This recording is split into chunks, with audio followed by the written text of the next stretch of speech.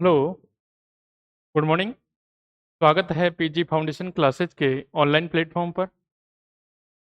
और आज की क्लास में हम जो भी अपने ग्रेजुएशन का राजस्थान यूनिवर्सिटी वाला जो सिलेबस है, बीएससी बीएड वाला, या फिर अभी देखा जाए जो अपकमिंग फर्स्ट सेमेस्टर की जो क्लासेज चल रही हैं, जिसमें का उनका जो सब्जेक्ट है सेमेस्टर फर्स्ट का बीएससी वाले बच्चों के लिए, तो उनका कौन सा सब्जेक्ट है फर्स्ट सेमेस्टर के अंदर, और अपन को उसका सिलेबस क्या है, और अपन को उसका यहाँ पे ऑनलाइन सिस्टम के द्वारा क्या पढ़ना है, कैसे पढ़ना है, सारी चीज़ें अपन स्टार्ट करने जा रहे हैं ग्रेजुएशन वाले बच्चों के लिए। ठीक है, तो अभी मैं फर्स्ट सेमेस्टर के लिए बातें करता हूँ। फर्स्ट सेमेस्टर में कौन सा सब्जेक्ट है और उसका सिलेबस कैसे रहने वाला है, क्या यूनिट्स वगैरह हैं, के बारे में थोड़ा देखना चाहते हैं। ठीक है, तो अपन बातें करते हैं।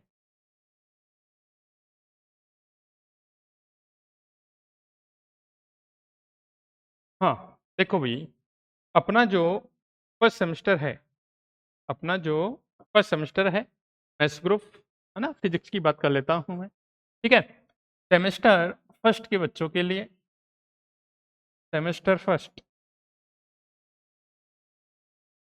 ठीक है, अपन बात करते हैं बीएससी फर्स्ट ईयर बोले, ठीक है, या फिर अपन सेमेस्टर फर्स्ट बोले।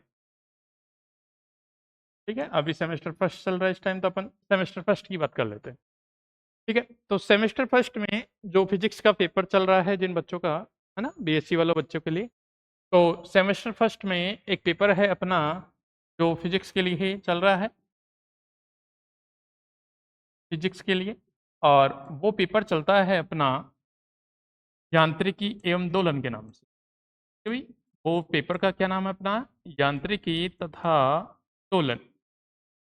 ठीक है भाई, पहले जब ईयरली था तो ये दो बुकों के नाम से अलग अलग पेपर थे, लेकिन अभी जो सेमेस्टर के अंदर इसको क्या कर दिया, दोनों को मर्ज करके एक पेपर बना दिया, यांत्रिकी एवं दोलन।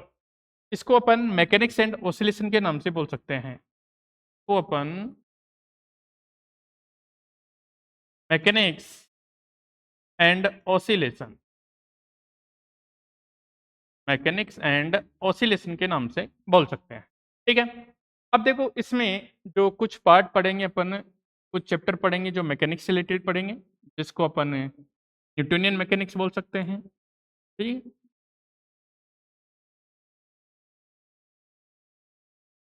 न्यूटोनियन मैकेनिक्स बोल सकते हो, और उसे ही अपन क्या बोलते हैं, क्लासिकल मैकेनिक्स भी बोल सकते हैं। ये अपन क्या बोलते हैं, क्लासिकल मैकेनिक्स बोलते हैं। उससे रिलेटेड कुछ पार्ट है, और कुछ इसमें जो पार्ट आएगा अपना ओसिलेशन आएगा, एसएचएम वाला आएगा, है ना, उसी में सारी जो फ्रीक्वेंसी है, ओसिलेटरी मोशन वगैरह क्या होती है, कपल्ड ओसिलेशन वगैरह, है ना, ये सब चीज़ें इसके अंदर आएगी। ठीक है, तो ये अपना दो पोर्शन है, उसको अपन ने कंबाइन फॉर्म में करके एक बुक बना दिया क्या, सेपरेट है, यांत्रिकी तथा दोलन के नाम से। ठीक है, तो इन सब के बारे में अपन सबसे पहले तो ये चर्चा कर लेते हैं कि अपना सिलेबस क्या रहने वाला है, कैसे कैसे अपना पेपर आता है, कितने यूनिट्स का होता है। ठीक है ना, उन सब के बारे में चर्चा कर लेते हैं। तो अपन देखते हैं कि जो भी अपना पेपर होगा वो 80 मार्क्स का होता है। ठीक है भाई, एक पेपर होता है, एक एक पेपर होता है। अपना जो पेपर है वो होता है भाई 80 मार्क्स का। अपना जो पेपर है वो होता है 80 मार्क्स का, और उसमें जो अपने चैप्टर यूनिट्स आती हैं, यूनिट 4 यूनिट आती हैं। कितनी यूनिटें आती हैं, 4 यूनिटें आती हैं। ठीक है, unit first, unit second, unit third और यूनिट फोर्थ। जैसे अपना जो चैप्टर होते हैं उनका जो कॉम्बिनेशन होता है, हो सकता है किसी में यूनिट के अंदर एक चैप्टर हो, दो चैप्टर हो, तीन चैप्टर हो, चार चैप्टर हो। ठीक है, तो उन सब का कॉम्बिनेशन बन के क्या बनता है, यूनिट बनता है। तो 4 यूनिट है, हो सकता है किसी में एक चैप्टर भी हो सकता है किसी में दो हो, तीन भी हो, उस टाइप से है।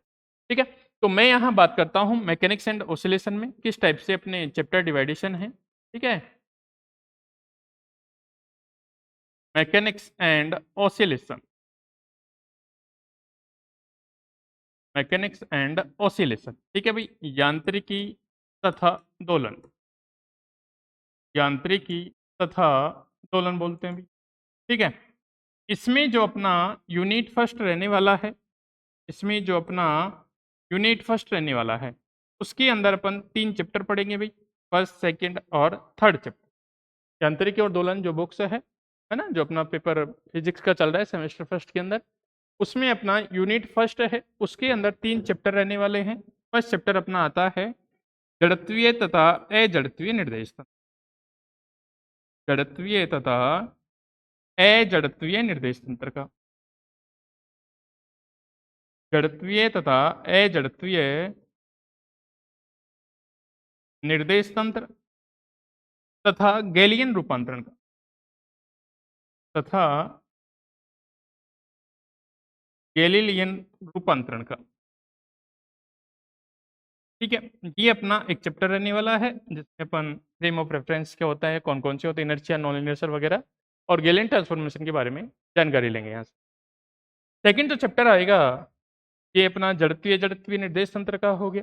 सेकंड जो आएगा अपना चैप्टर वो होता है आपेक्षिक घूर्णन गति, आपेक्षिक घूर्णन गति, आपेक्षिक घूर्णन गति तथा कोरोलियस फोर्स, कोरोलियस बल, अपेक्षिक घूर्णन गति तथा कोरोलियस बल, ये अपना एक सेकंड चैप्टर होता है इसी यूनिट के अंदर। और थर्ड चैप्टर आता है जो होता है संरक्षी बल का। थर्ड चैप्टर यहाँ आएगा जो होता है अपना संरक्षी बल, कंजर्वेटिव फोर्स। तो ये अपने 3 चैप्टर मिलके एक यूनिट बनता है फिजिक्स के अंदर। सेमेस्टर फर्स्ट वाले जो भी बच्चे हैं, अपना अंडर ग्रेजुएट कोर्स चलता है कॉलेजों में, उनके लिए। ठीक है, इसी प्रकार अपन नेक्स्ट पेज पे चलते हैं और बात करते हैं यूनिट सेकंड का। यूनिट सेकंड में क्या रहता है तो अपन बात कर लेते हैं यहाँ पे यूनिट सेकंड। यूनिट सेकंड जो है उसमें अपने 2 चैप्टर आते हैं भाई। यूनिट सेकंड के अंदर कितने चैप्टर आते हैं अपने? 2 चैप्टर आते हैं। फर्स्ट जो चैप्टर आता है इसमें द्रव्यमान केंद्र, फर्स्ट चैप्टर आता है इसमें द्रव्यमान केंद्र तथा रेखीय तथा कोणीय संवेग, लिख सकते हैं इसको द्रव्यमान केंद्र कोमा रेखीय तथा कोणीय संवेग संरक्षण का नियम, कोणीय संवेग संरक्षण का नियम, कोणीय संवेग संरक्षण का नियम। एक चैप्टर में अपन ये पढ़ेंगे सेंटर ऑफ मास और लीनियर और एंगुलर मोमेंटम का पढ़ेंगे। ठीक है, सेकंड की मैं बात करता हूं द्रव्यमान केंद्र रेखीय वाला। सेकंड जो इसमें चैप्टर आएगा वो आएगा अपना दृढ़ पिंड गतिकी का, दृढ़ पिंड गति, रिजिड बॉडी डायनामिक्स का आएगा। ठीक है, ये अपना सेकंड यूनिट बनेगा, है ना। जो भी अपना बीएससी वाला कोर्स है के अंदर ये सेकंड यूनिट रहेगा। सेकंड यूनिट में 2 ही चैप्टर हैं अपने। अपन बात कर लेते हैं नेक्स्ट यूनिट नंबर थर्ड का। यूनिट थर्ड, यूनिट थर्ड में भी अपन 2 चैप्टर पढ़ेंगे। ठीक है, एक चैप्टर पढ़ते हैं अपन केंद्रीय बलों के प्रभाव में, केंद्रीय बलों के प्रभाव में कण की गति, केंद्रीय बलों के प्रभाव में कण की गति। और इसमें सेकंड चैप्टर पढ़ेंगे अपन सरल आवर्ती गति, सरल तथा अवमंदित, सरल तथा अवमंदित आवर्ती दोलन, सरल तथा अवमंदित आवर्ती दोलन, ये अपना सेकंड चैप्टर रहेगा इस वाले यूनिट के अंदर, यूनिट नंबर थर्ड के अंदर। ठीक है, फर्स्ट यूनिट में 3 चैप्टर, सेकंड में कितने? 2 चैप्टर, थर्ड में भी कितने? 2 चैप्टर। इसी प्रकार मैं बात करता हूं नेक्स्ट यूनिट नंबर 4 का। तो यूनिट नंबर 4 में देखो भाई, यूनिट नंबर जो अपना 4 है, यूनिट नंबर 4 की बात कर लेता हूं मैं। यूनिट नंबर 4, यूनिट नंबर 4 में भी अपने 2 चैप्टर हैं। पहला चैप्टर आता है युग्मित चालित आवर्ती दोलन का। इसमें एक चैप्टर आएगा चालित आवर्ती दोलन का, फोर्स ऑसिलेशन वाला। और इसका जो सेकंड चैप्टर आएगा वो आएगा अपना युग्मित दोलन, वो अपना आएगा भाई युग्मित दोलन का। इस टाइप से अपन को सेमेस्टर फर्स्ट का सिलेबस कंप्लीट करना है, जिसमें अपन देखे जाए तो 6 और 3 9 चैप्टर हो गए। चैप्टर टोटल कितने हो गए अपने? 9 चैप्टर हो गए टोटल, कितने? 9 चैप्टर। और यूनिट बोले तो इसके अंदर यूनिट कितने बने अपने? 4 बने। ठीक है, तो अपन एक एक करके टॉपिक बाई टॉपिक सारा सिलेबस डिस्कस करेंगे, ठीक है ना। और उसके बाद अभी मैं एक बार फिर से पैटर्न और बता देता हूँ पेपर का कैसा रहने वाला है, और उसके बाद कुछ बेसिक जानकारी मैं डिस्कस करने वाला हूँ। ठीक है, पेपर का पैटर्न भाई कैसा रहने वाला है उसके बारे में अपन बात कर लेते हैं। ठीक है, मैंने बोला जो पेपर का नंबर है 80 मार्क्स का अपना पेपर होता है, 80 मार्क्स का अपना पेपर होता है। ठीक है, जो क्वेश्चन नंबर फर्स्ट होता है पेपर के अंदर, जो पहला वाला क्वेश्चन आता है उसमें जितने भी क्वेश्चन आते हैं सब 100 टाइप आंसर क्वेश्चन होते हैं। ठीक है, और सबका छोटे क्वेश्चन होते हैं, और ये छोटे जितने भी क्वेश्चन आते हैं वो हर यूनिट से हो सकते हैं, जितनी भी अपनी चारों यूनिट हैं हर यूनिट से हो सकता है। ठीक है, उसके बाद अगर मैं सेकंड क्वेश्चन का बात करता हूं, जो क्वेश्चन नंबर अपना सेकंड है वो अपना यूनिट फर्स्ट से होता है, यूनिट फर्स्ट से। ठीक है, जिसमें अपना क्या रहेगा, अथवा वाला पोर्शन रहता है। आपको एक क्वेश्चन ऊपर लिखा मिलेगा, यहाँ आपको अथवा मिलेगा, और इधर कोई सेकंड क्वेश्चन मिलेगा। आपको अल्टरनेट ऑप्शन मिलता है, चाहो तो ऊपर वाला क्वेश्चन कर सकते हो, चाहो तो नीचे वाला क्वेश्चन कर सकते हो। इस टाइप से रहने वाला है। इसी प्रकार आपका जो क्वेश्चन नंबर थर्ड आएगा, क्वेश्चन नंबर थर्ड वो आएगा यूनिट सेकंड से। ठीक है, इसमें भी सेम रहेगा, एक क्वेश्चन ऊपर रहेगा, अथवा वाला पार्ट मिलेगा आपको, और फिर एक क्वेश्चन। ठीक है, इसी प्रकार क्वेश्चन नंबर 4 आता है इधर, जो आपकी यूनिट नंबर थर्ड से रहने वाला है। ठीक है, ऊपर क्वेश्चन मिलेगा, बीच में चॉइस मिलेगी आपको, और नीचे क्वेश्चन। इसी प्रकार यूनिट नंबर 4 में, ठीक है, यूनिट फोर्थ जो अपना क्वेश्चन नंबर रहने वाला है फिफ्थ, उसमें 1 क्वेश्चन अथवा वाला पार्ट, और फिर से सेकंड क्वेश्चन। ठीक है, इस टाइप से अल्टरनेट ऑप्शन मिलते हैं।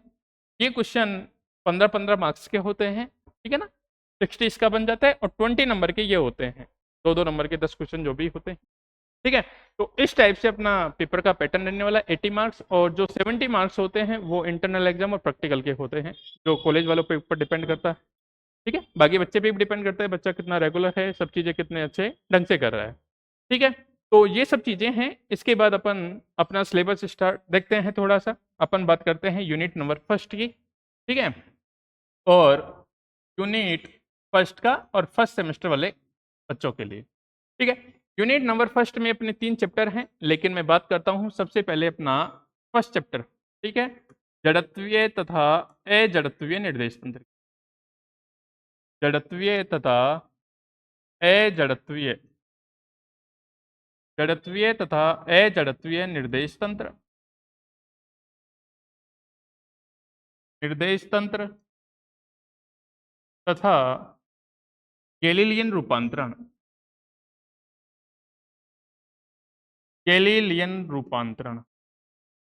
ठीक है, इन सब के बारे में अपन थोड़ा सा एक बार हल्का सा ब्रीफ इंट्रोडक्शन ले लेते हैं, कि अपन पहले वाले में अपन जैसे जड़त्वीय जड़त्वीय निर्देश तंत्र की बात करेंगे, फिर जड़त्वीय जड़त्वीय क्या होता है उन सब की बात करेंगे। ठीक है, तो उन सबसे पहले मैं डिस्कस करना चाहता हूं कि जो अपन ने 11th क्लास के अंदर जो क्लासिकल मैकेनिक्स पढ़ा उसी को अपन न्यूटोनियन मैकेनिक्स बोलते।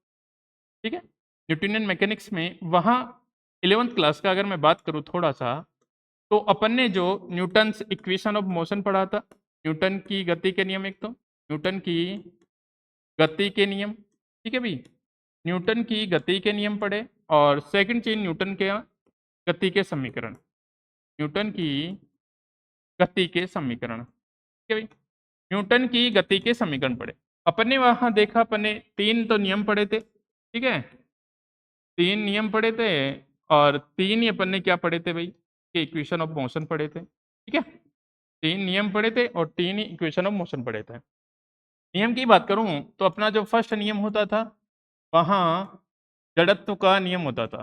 फर्स्ट जो नियम होता था जड़त्व का नियम, जो आप अच्छे से पढ़ के आए होंगे। ठीक है ना, जड़त्व वाला हो जाता था। सेकंड जो नियम होता था वो ये होता था कि F इक्वल टू कितना, dp upon dt, rate of change in momentum एक्शनल फोर्स के बराबर होता था। ठीक है, और थर्ड नियम की बात करूं तो एक्शन रिएक्शन, क्रिया प्रतिक्रिया का नियम। ठीक है, क्रिया प्रतिक्रिया का नियम, आप ये वाली चीजें डिस्कस की होंगी। ठीक है, एक वस्तु जितनी दूसरी वस्तु पे जितना फोर्स लगाती है, दूसरी वस्तु भी पहली वाली पे उतना ही फोर्स लगाएगी। ठीक है, इसी प्रकार आपने इक्वेशन ऑफ मोशन पढ़ी होंगी वहां पे, first v equal to U plus A T, ठीक है, और ये s इक्वल टू कितना यू टी प्लस कितना हाफ ए टी स्क्वायर, और third equation v square equal to U square plus कितना 2as। इस टाइप से अपनी इक्वेशन ऑफ मोशन थी और ये अपने रूल्स थे। लेकिन जड़त्व के बारे में आप जानते हो, जो वस्तु का मास होता है वही क्या होता है, उसका जड़त्व होता है। ठीक है, जो उसकी गति का विरोध करता है, रेस्ट में रहना है वस्तु तो रेस्ट में रहेगी, अगर गतिशील अवस्था में तो गतिशील ही रहेगी जब तक उस पर कोई एक्सटर्नल फोर्स काम ना करे। ठीक है, लेकिन काफी बच्चे ये बोलते हैं कि जब उनको सेकंड नियम पूछा जाता है कि न्यूटन का सेकंड नियम क्या है, तो ये बोलते हैं कि F इक्वल टू क्या होता है, ma होता है, जो कि एक गलत धारणा है। ठीक है, न्यूटन्स का सेकंड लॉ होता है F बराबर ma नहीं होकर rate of change in momentum in equal to external force, ये वाला होता है। अब ये जो F इक्वल टू ma कैसे आता है, कहाँ से आता है, ये कब लागू होता है, ये सब चीजें अपन देखते हैं एक बार थोड़ा सा।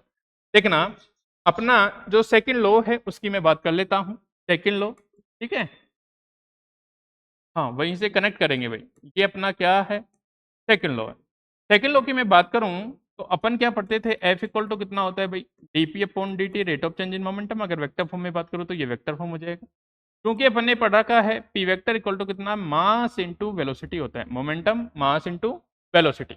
तो यहाँ क्या बनेगा, F वेक्टर इक्वल टू कितना, d अपॉन कितना dt, ये बन जाएगा कितना, मास और वेलोसिटी। ठीक है, ये बना एफ वेक्टर, यहाँ बना m को छोड़ा u इंटू वी से, dv अपॉन कितना dt प्लस कितना, ये बना v वेक्टर, और ये बनेगा कितना, dm अपॉन dt बनेगा। ठीक है, क्योंकि अपन जानते हैं rate of change in momentum किसके बराबर होता है, एक्सेलरेशन के बराबर होता है, त्वरण के बराबर। तो ये बना dv अपॉन कितना भाई dt। ठीक है, तो इसमें मैं रिप्लेस करना चाहता हूँ f इक्वल टू कितना, ये तो बन जाएगा m a वेक्टर प्लस कितना v वेक्टर, और ये होता है dm अपॉन dt। तो ये अपनी एग्जैक्ट फॉर्म निकल के आती है अगर देखा जाए तो वहां से।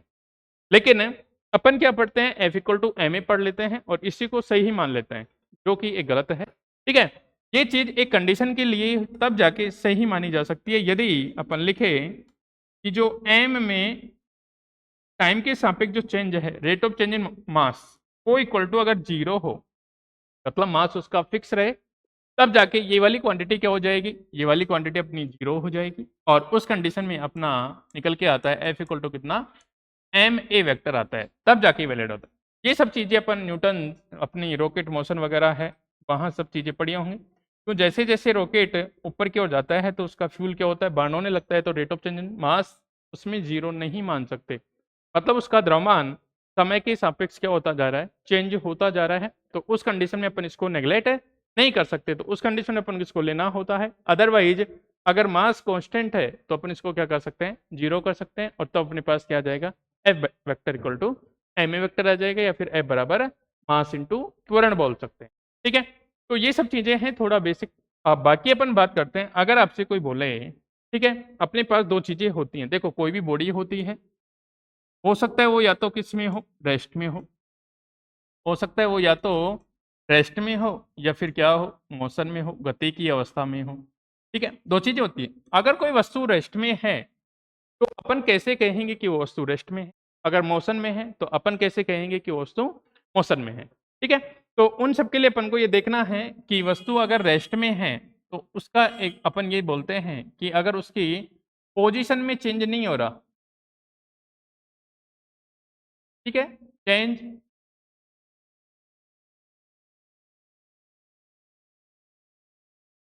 if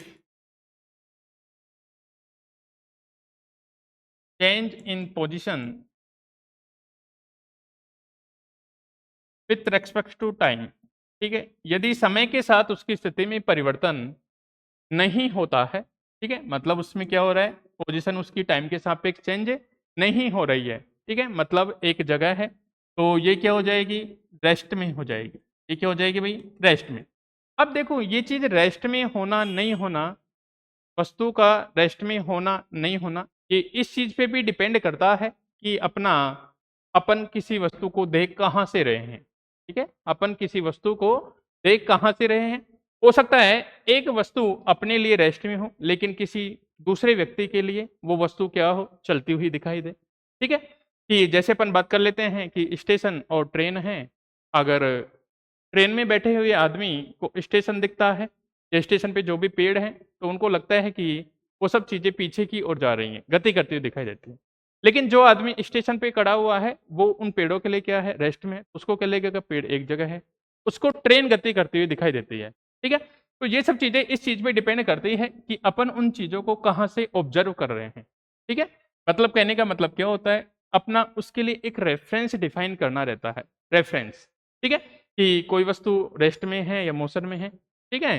तो वो सब चीज़ें क्या होती हैं, देखो वो सब चीज़ें एक होती है रिलेटिव, ठीक है? और एक होता है एब्सोल्यूट। एक होता है रिलेटिव, एक होता है एब्सोल्यूट। रिलेटिव होता है सापेक्ष, अपन किसके सापेक्ष बात कर रहे हैं, और ये होती है निरपेक्ष। ये होती है निरपेक्ष। ठीक है? इनमें अंतर समझने की बात करना। अगर मैं आपसे डायरेक्ट ये पूछूं कि भाई आपका घर कितना दूर है या फिर दिल्ली कितना दूर है, ठीक है? अगर मैं पूछूं कि दिल्ली का डिस्टेंस क्या है, दिल्ली कितना दूर है या जयपुर कितना दूर है, जो भी, ठीक है? तो उन सब के लिए अपना ये रहेगा, दिल्ली कितना दूर है। तो उन सब के लिए आपका क्या आंसर होगा?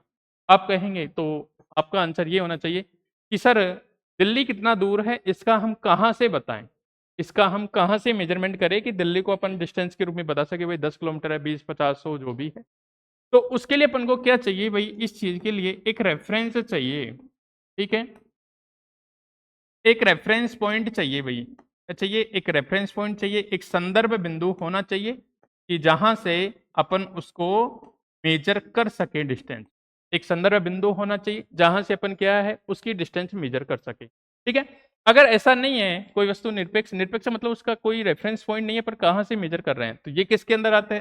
निरपेक्ष के अंदर। निरपेक्ष का कोई मीनिंगलेस है, कोई मीनिंग नहीं है। सारी चीज़ें क्या होती हैं? रिलेटिव होती हैं। ठीक है? और रिलेटिव ही होती हैं। अगर मैं आपसे बोलूँ कि भई दिल्ली का डिस्टेंस जयपुर से बताओ, तो जयपुर को अपन क्या मान लिया? रेफ़रेंस पॉइंट मान लिया। तब जाके अपन उसकी डिस्टेंस क्या कर सकते हैं? कैलकुलेट कर सकते हैं। अदरवाइज़ अपन ऐसे नहीं बता सकते कि वो कितना दूर है। इसी प्रकार अपन अलग-अलग फ्रेम ऑफ रेफ़रेंस की बात करते हैं कि अलग-अलग फ्रेम ऑफ रेफ़रेंस में कोई बॉडी है, हो सकता है एक के सापेक्ष रेस्ट में हो, तो वही बॉडी दूसरे फ्रेम ऑफ रेफ़रेंस से देखने पर हो सकता है वो मोशन में दिखाई दे। ठीक है? तो वो सब चीज़ें किस पे डिपेंड करती है? फ्रेम ऑफ रेफ़रेंस पे, जिसको अपन बोलते हैं निर्देश तंत्र, और उन्हीं के बारे में अपन को पढ़ना है। अगर मोशन की बात करें कि वस्तु मोशन में है, तो अपन बोलेंगे कि उसकी पोज़ीशन टाइम के सापेक्ष क्या हो रही है? चेंज हो रही है। Position with respect to time change. ठीक है? अगर वस्तु की स्थिति समय के सापेक्ष चेंज हो रही है, तो अपन उसको बोल सकते हैं वो बॉडी मोशन में है, अदरवाइज़ अपन क्या बोलेंगे, वो रेस्ट में। ठीक है? अगर मैं इसके रेफ़रेंस की बात करूँ, ठीक है? तो अपन देखो क्या मानते हैं कि जैसे अपन कार्तीय निर्देश तंत्र की बात कर लेते हैं, ठीक है? कार्तीय निर्देश तंत्र, कार्तीय निर्देश तंत्र, ठीक है? Cartesian coordinate system. अपन छोटी क्लासों में पढ़ के आए हैं कि अपन क्या मानते हैं कि जैसे एक्स वाई जेड कोई कोऑर्डिनेट सिस्टम है, ठीक है? 2D की बात करूँ तो एक्स वाई मानते हैं, और 3D की बात करूँ तो एक्स वाई जेड मानते हैं। ठीक है? तो इन सब के लिए अपन क्या करते हैं कि अपन को मान लो एक्स वाई जेड में दूरी मेजर करनी है, तो अपन क्या करते हैं, उसके लिए एक रेफरेंस पॉइंट इस बिंदु को मान के चलते हैं।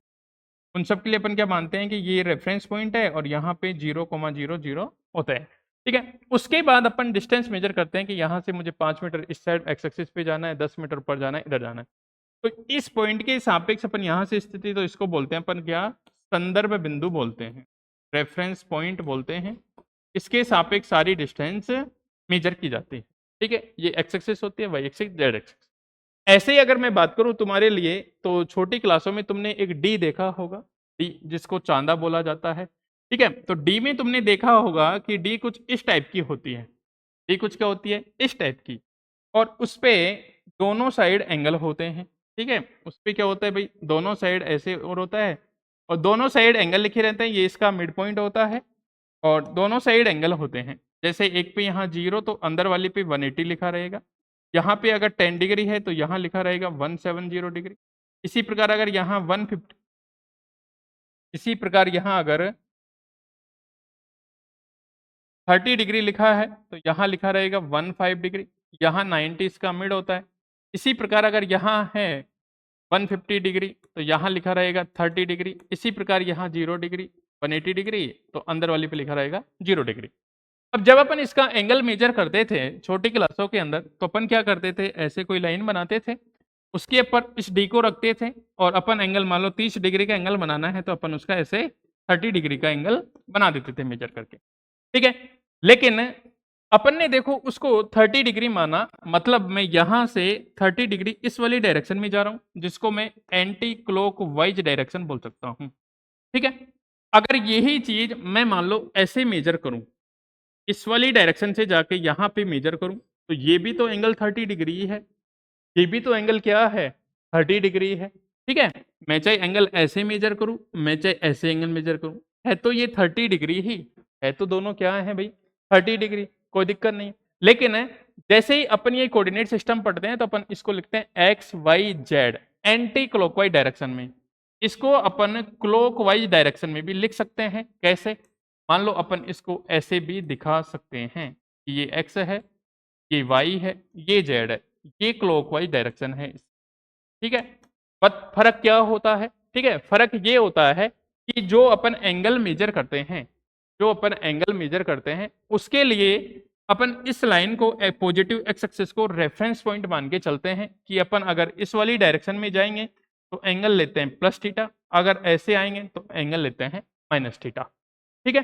तो इन सब बिंदु को अपन क्या बोलते हैं भाई, अपन ने इस लाइन को क्या मान लिया, एंगल के लिए रेफरेंस मान लिया कि इधर मेजर करूंगा तो प्लस आएगा, इधर मेजर करूंगा तो माइनस आएगा, ठीक है।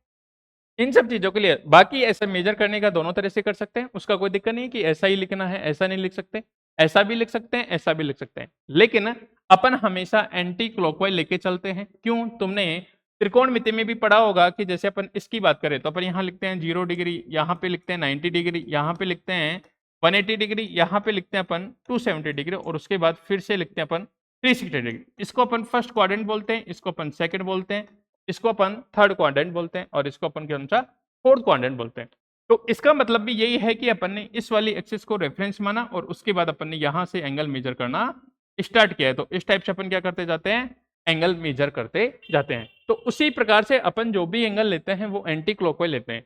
अगर आप क्लॉकवाइज लेना चाहो तो जो भी एंगल थीटा आएगा उसकी जगह आपको माइनस थीटा रखना पड़ेगा, ठीक है। तो ये चीज समझ में आई, जब कभी भी मैं कोऑर्डिनेट सिस्टम यूज करूंगा तो इस टाइप से यूज करो तो आपको कोई प्रॉब्लम नहीं होनी चाहिए। बशर्ते मैं इसको ऐसे भी यूज कर सकता हूं, लेकिन उसके लिए क्या है कंडीशन वो है, ठीक है। यहां तक कोई दिक्कत नहीं है। अब अपन बात कर लेते हैं कि निर्देश तंत्र के बारे में क्या होता है, ठीक है। निर्देश तंत्र क्या होता है फिर उसके बारे में अपन बात कर लेते हैं, ठीक है भाई।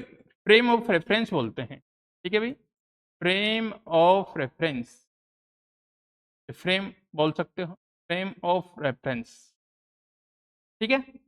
हाँ, तो अगर मैं इसकी बात करूं तो निर्देश तंत्र क्या होता है, देखो निर्देश तंत्र यह है कोई सिस्टम हो सकता है, ठीक है, कोई पिंड हो सकता है जो क्या करता है किसी कण की स्थिति को प्रदर्शित करता है, ठीक है।